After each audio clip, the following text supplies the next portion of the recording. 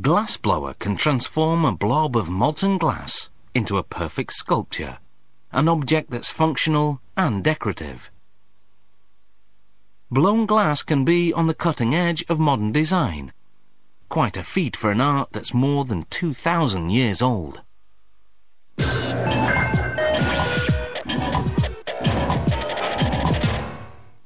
The first hollow glass objects date back to 1500 BC.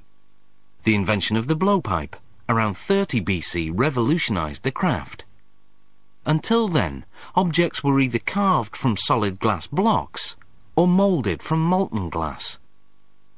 The blowpipe enabled glassmakers to expand and shape glass, and it made fast, inexpensive production possible. This meant that everyday items could now be made of glass.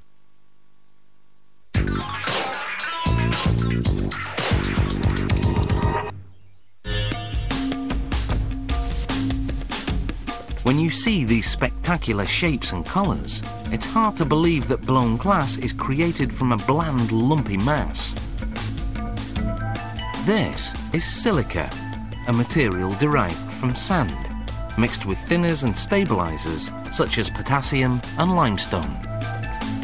The glassblower recycles any leftover colourless glass, then loads the mix into the melting furnace. After 12 hours at fusion temperature, 1200 degrees Celsius, the raw material transforms into a colourless liquid glass. The glassblower uses a blowpipe, a long steel tube with a ring or pear-shaped end, to collect what's called a gather, a glob of this red-hot molten material. To colour the gather, it's quickly rolled in finely ground coloured glass. At this stage, the glass is honey-like in consistency, though it's cooling and thickening by the second. The colour layer is fused by reheating the glass for a few seconds in a smaller furnace called a glory hole. Next, the glass is rolled against a ladle-shaped block to form a starting shape for blowing. A gentle blow or two bulges it into a hollow bubble. By now the cooling glass has thickened to the consistency of caramel, making it more controllable and malleable. The glassblower stretches and shapes the glass with different blocks and hand tools. The glass is like hardened caramel now and holds its final shape. The glass is scored where it meets the blowpipe and is cooled further with compressed air. On the opposite end of the glass, a solid metal manoeuvring rod called a pontil is attached using more hot glass. A single drop of cold water is applied on the score line to crack and break the glass off the blowpipe. Using another pontil, the resulting hole is plugged with hot glass. Then it's back to the melting furnace to attach a gather. It's critical to always rotate the glass so that it doesn't droop and become lopsided. The glassblower shapes this gather not with a block, but by hand. The glassblower protect themselves from the intense heat by using a thick stack of soggy newspapers. Using an ordinary pair of scissors, ridges are formed.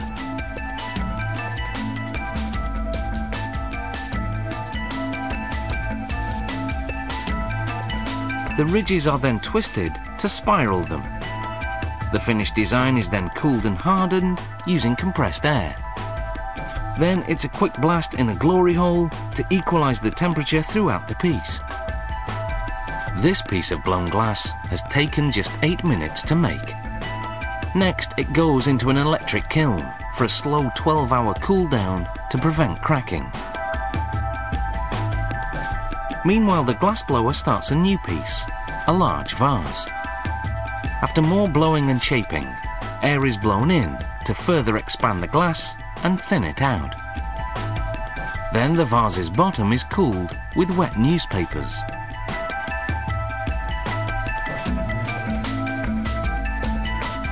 After reheating the glass to re-soften it, it's stretched in order to lengthen the vase.